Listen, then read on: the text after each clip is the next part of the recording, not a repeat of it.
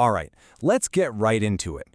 Today we're breaking down a really critical, but honestly sometimes misunderstood part of what makes a workplace truly safe, and that's occupational health. This goes way beyond just immediate safety. We're talking about protecting people's long-term well-being.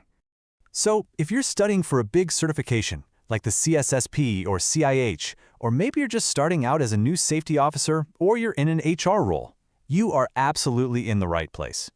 Think of this explainer as a core piece of your professional toolkit. Getting this right isn't just important for your career or for compliance, it's absolutely essential for the people you're there to protect. Just let that number sink in for a second. 2.9 million. That's not just some statistic on a page, that's the whole mission. Right there? You know, accidents get a lot of attention because they're so visible, but this data from the ILO, it tells us that the silent, slow-moving threat of occupational disease is actually where most of the harm happens. And that's why we have to look beyond just the immediate dangers. So what do we actually mean when we say occupational health? Well, it's a term that goes way deeper than just preventing slips, trips, and falls. You know, what's so powerful about this slide is that it's the official definition from the highest authorities you can get, the WHO and the ILO. And notice the words they use: highest degree, physical, mental, and social well-being. See? This is a holistic, proactive mission. It's not just about preventing sickness, it's about actively promoting total well-being. Right. And this is probably the most common question I get, and it really gets to the heart of a super important distinction. It's so easy to just lump health and safety together into one big bucket, but they're really two very different disciplines, and they have very different goals. So let's break down that fundamental difference right now, because once you get this, building an effective program becomes so much clearer. Okay, here's the core concept in a nutshell. Occupational safety is all about preventing accidents, specific events that cause an immediate injury. Think about a machine guard that stops someone from getting a cut right then and there. But occupational health, that's about preventing chronic illness that develops from long-term exposure to a hazard. So instead of the guard, think about protecting a worker's lungs from tiny dust particles over a 30-year career. See the difference? One is immediate, one is long-term. Both are absolutely vital. So if occupational health is all about stopping these long-term illnesses, then where do the risks even come from? Well, professionals group them into 5 main categories. Being able to spot, evaluate, and control hazards from each of these 5 categories, that's really the main job of an industrial hygienist, and it's the foundation of any good health program. So let's take a quick look at each one. First up, we've got physical hazards, and these are basically different forms of energy that can damage the body over time. The classic example is noise. A single loud bang might be a safety issue. But working in a loud factory for years without hearing protection, that is a classic occupational health problem that leads to permanent hearing loss.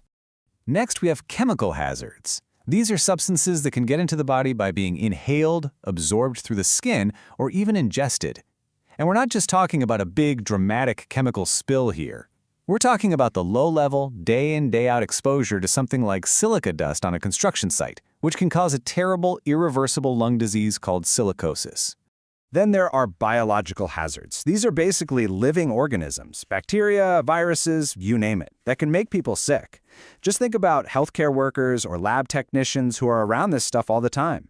A needle stick injury, for instance, isn't just about the cut, it's about the risk of getting a serious infection like hepatitis B from a blood-borne pathogen. Now, ergonomic hazards are all about the physical strain that the work itself puts on a person's body. And again, this isn't about one single event, like lifting one box that's too heavy. It's about the cumulative damage, the wear and tear from thousands of repetitive movements, awkward postures, or just a poorly designed desk setup that, over time, leads to chronic pain and musculoskeletal disorders. And finally, and this is so important, we have psychosocial hazards. This is a more modern category, but it recognizes that the work environment itself can seriously impact mental health. Things like chronic stress, constant high pressure with no control, or workplace harassment can lead to very real conditions like anxiety, depression, and burnout, and those are absolutely occupational health issues. Okay, so we've identified the 5 big categories of hazards. The next logical question is, what do we actually do about them? Let's talk about the real-world systems and programs professionals use to get these risks under control. These are the tools in our toolbox, right? Each one of these programs is specifically designed to tackle the hazards we just talked about. Industrial hygiene monitors for chemical exposures. Hearing conservation programs tackle those physical noise hazards. Ergonomic assessments fix the strain on the body, and EAPs can help deal with psychosocial risks. It's all about being proactive. Let's just zoom in on one of the most important ideas here: medical surveillance. This is not the same thing as a regular doctor's checkup. This is a targeted, systematic process. We collect very specific health data, like hearing tests for noise-exposed workers, or lung function tests for those around dust, and we're looking for early, subtle changes. It's our #1 tool to find out if our controls are actually working.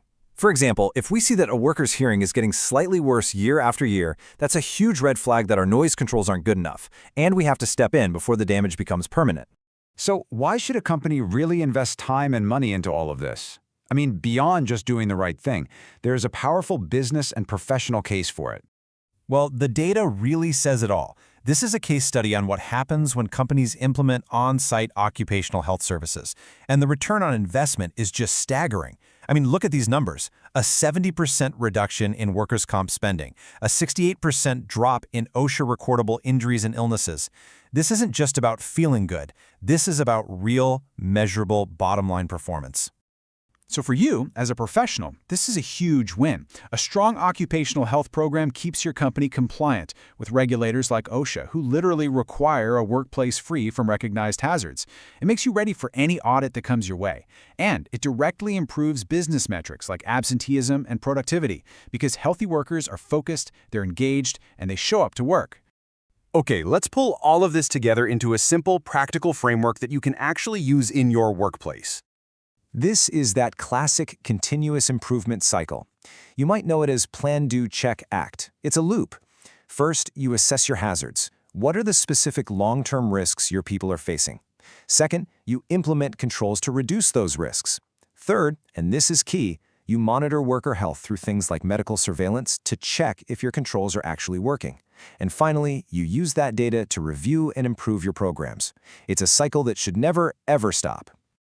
Look, if you only take one single thing away from this explainer, I hope it's this. Safety is about making sure everybody goes home in one piece today. Health is about making sure they can enjoy a long, healthy life decades from now. You simply cannot have a world-class program without mastering both. And that brings me to my final question for you. Now that you understand the stakes, you understand the framework, how are you going to take this knowledge and become a real champion for preventing not just the immediate injury, but the lifelong disease in your workplace?